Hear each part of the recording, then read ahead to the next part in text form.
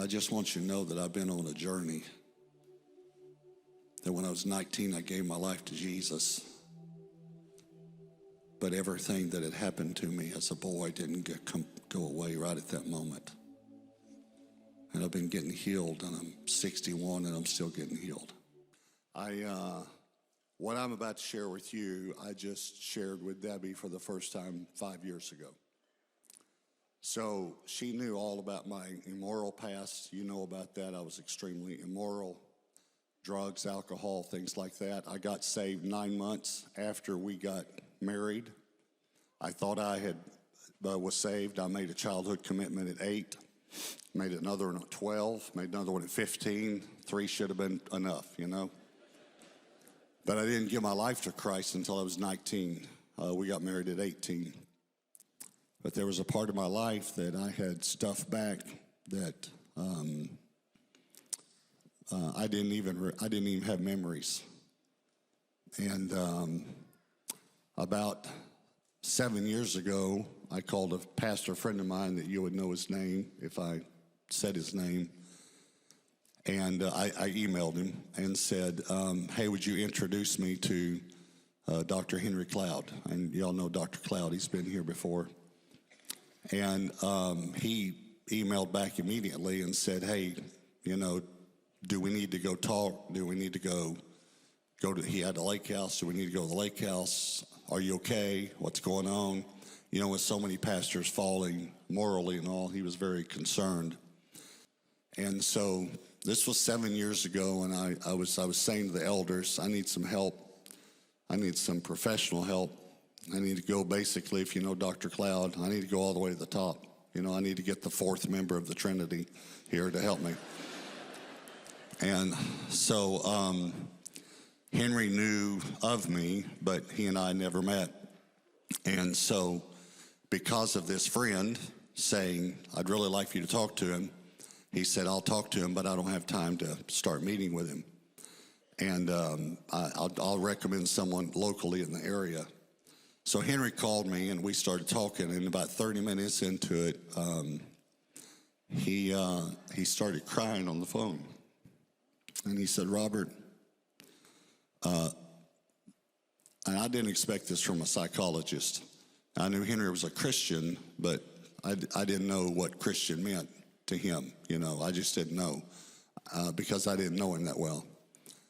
But he said the Holy Spirit just spoke to me, and I'm going to make time in my schedule, and you and I are going to start meeting.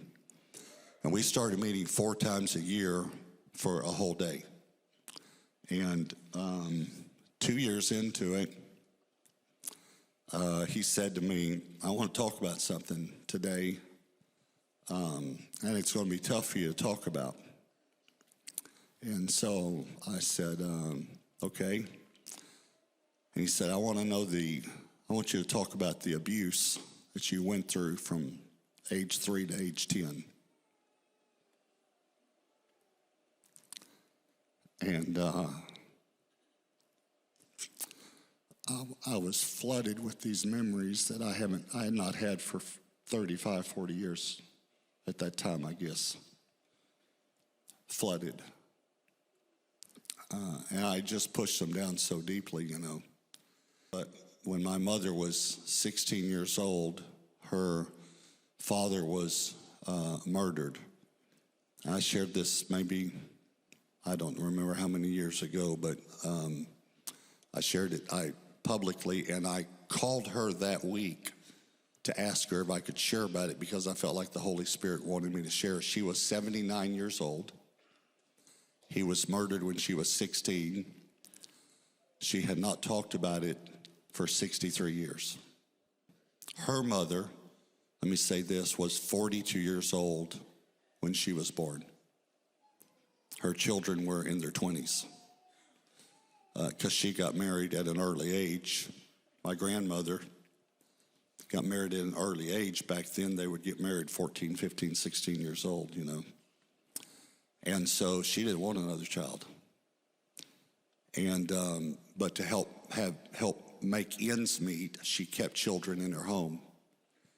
And my mother knew she wasn't wanted by her mother.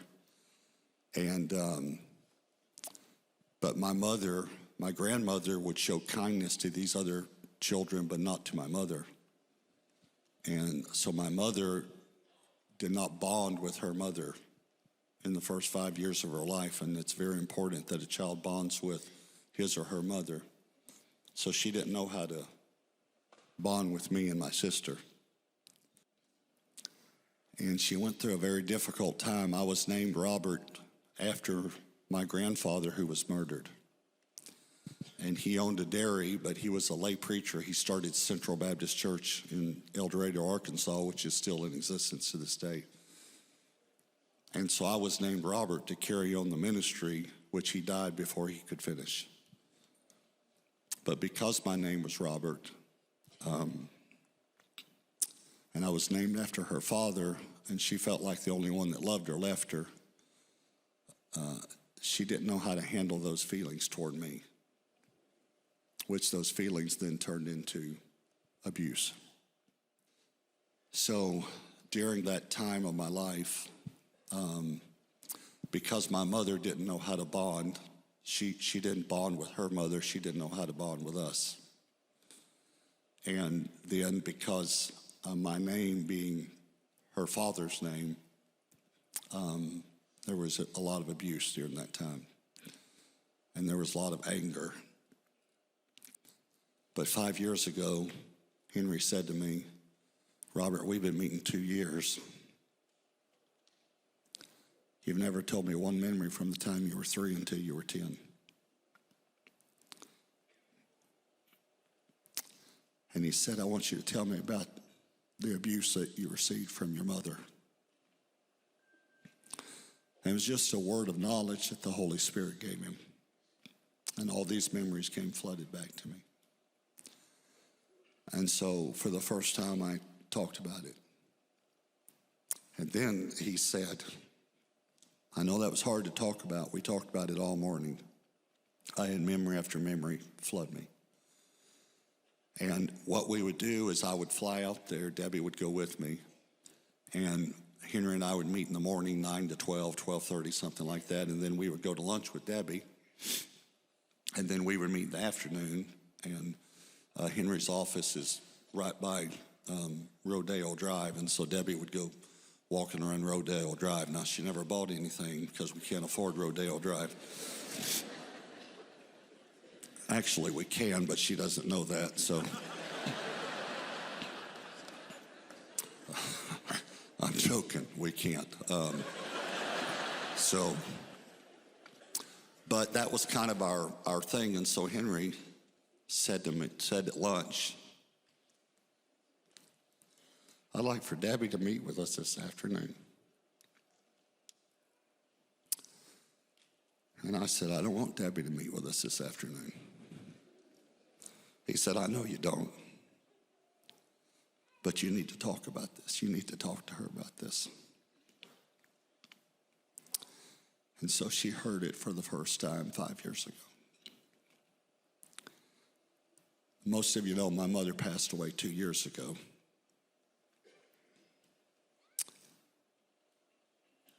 She had 2 strokes, and she lived for 18 days after those 2 strokes.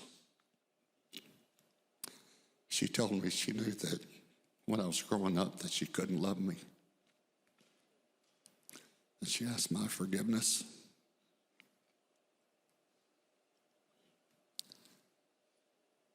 She told me she knew that she had abused me. And again, she asked my forgiveness. And I told Debbie, for 18 days, I saw what my mother could have been like if she could have ever gotten free. But she couldn't get free.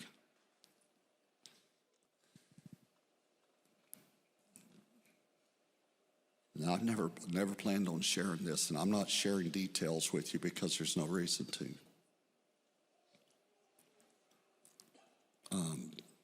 So I was verbally abused, and I was physically abused. And this other was not by my mother. I just want to make that clear, but I was sexually abused as a child. So I know what it is to be abused.